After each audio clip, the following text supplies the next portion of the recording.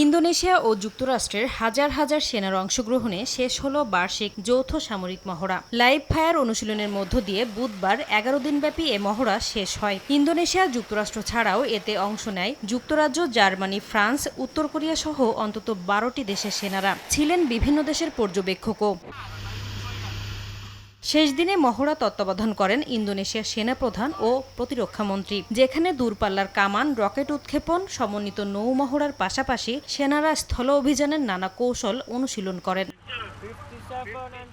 গারুদা shield নামে পরিচিত এ মহড়া মূলত ২৪ সেপ্টেম্বর জাকার্তায় শুরু হয়, যার বিভিন্ন অনুশীলন বাতুরাজা শহর ও সুমাত্রা দ্বীপের দাবো সাংকেপেও অনুষ্ঠিত হয়েছিল।